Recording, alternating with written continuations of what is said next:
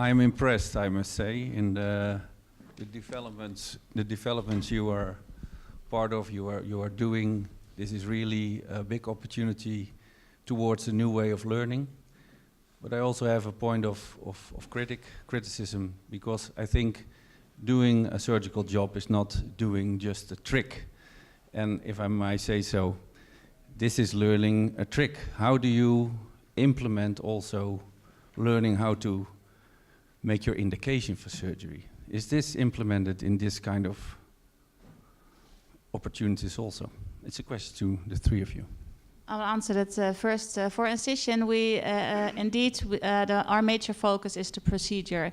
So it doesn't cover the whole procedure of the whole thing for a doctor. A doctor needs to learn how to communicate with the patient, to indicate the diagnosis, and that's we only give mild guidance in that. But we focus on performing the procedure indeed, and it's also a major part of treating the patients. I think you have to start somewhere. So we started with the procedure, right? I agree with you that surgery is more than just doing a procedure or understanding procedures and process. I don't believe by any means that you can just go through an operation and then become a surgeon on a phone. It's a contribution to your learning curve, but another part is the indication, the diagnosis, but also the communication. How do you behave with your team? The culture, like lots of other things, right? So again, it's not the answer to everything, but I think you guys have got a lot more on diagnosis. Yeah, that's what I want to say, because that's what we want to try to do with the Library of Global Surgery. We want to try to incorporate international guidelines, but also, let's say, a recommendation, and also, for instance, what is evidence-based, what are the experiences of the field. That are things that we want to integrate in the books as well, and we hope to do to make it easy accessible. In other words, that if you are, let's say, on the bedside and you have on your iPad or on your phone, and you say, "Oh, I think this is maybe a hernia, but I don't know if it's indirect or indirect. Let me go to check the references," and then we want to make it that you can access it very quickly, so that you don't need to go through. I don't know if people use Oncoline or other kinds of websites. It's just a drag to go through it, and you just want that information quick and also concise. And I hope that with these books we can try to make the indication. Making the indication for a surgery more easier for people to use. Yeah.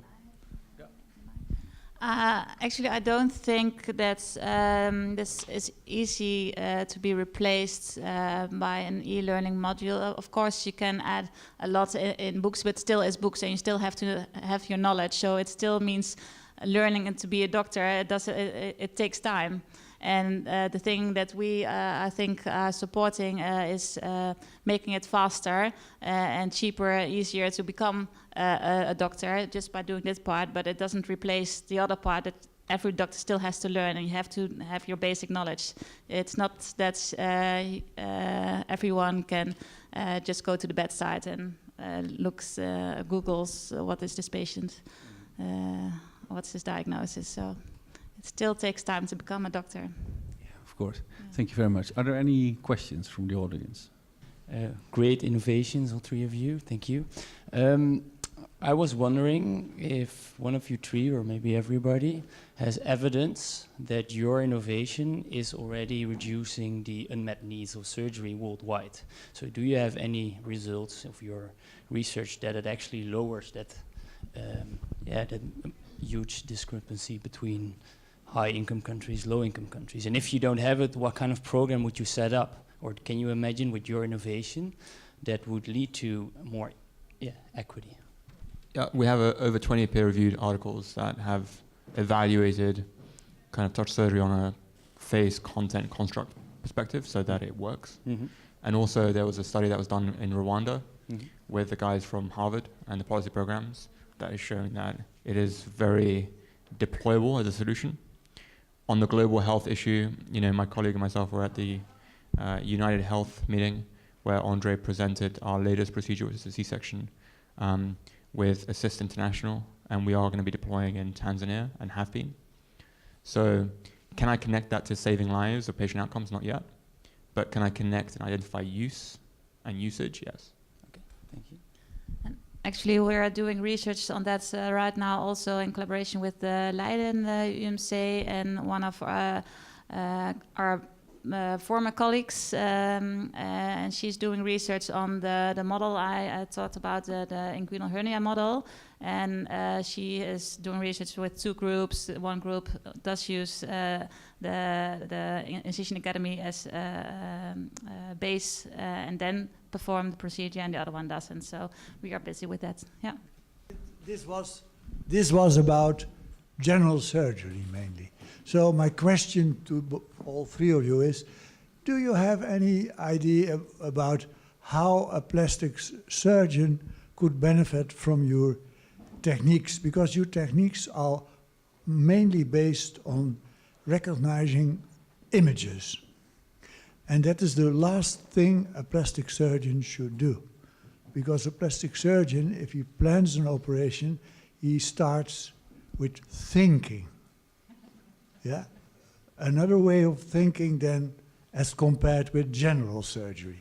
He starts to think about the concepts he has many concepts, to imagine, not seeing images, but to imagine the procedures he may apply on this problem, on this patient. So my question is, do you have any idea how you can use your modern techniques to learn people who want to be a good plastic reconstructive surgeon to learn to think as a reconstructive surgeon? Because that's the essence, the quintessence of this profession. Thank you.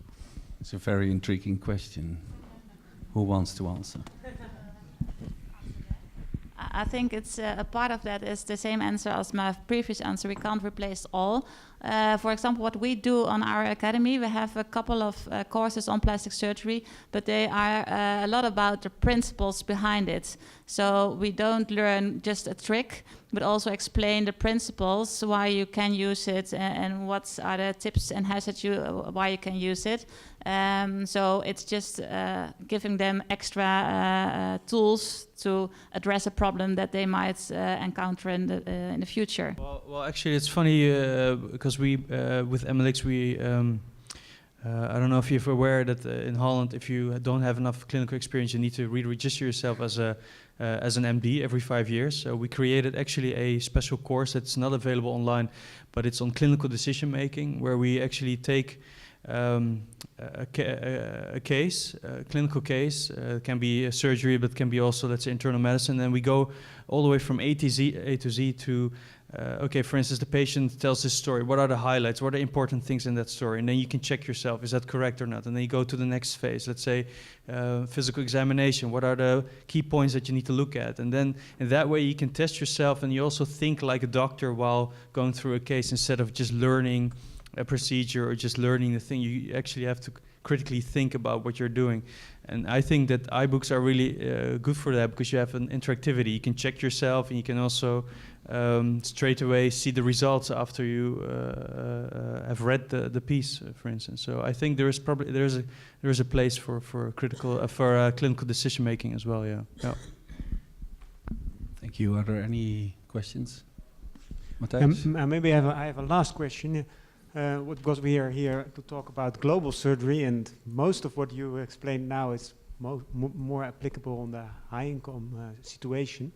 So what do your organizations do to bridge this gap and to really focus and make it available for the people that are working on the boats in Bangladesh or in the small rural hospitals in Tanzania, for example? Good question. So,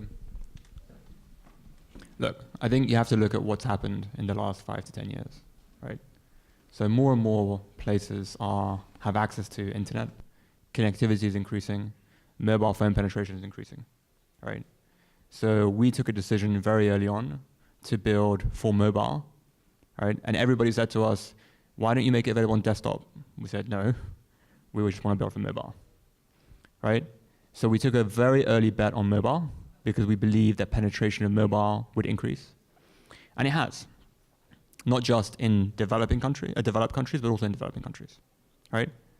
Secondly, we made a very early decision to make touch surgery free, right? It is free to access for everyone. The reason being is we didn't want to introduce a barrier to adoption to a tool that we believed could train people and maybe impact patient outcomes, right?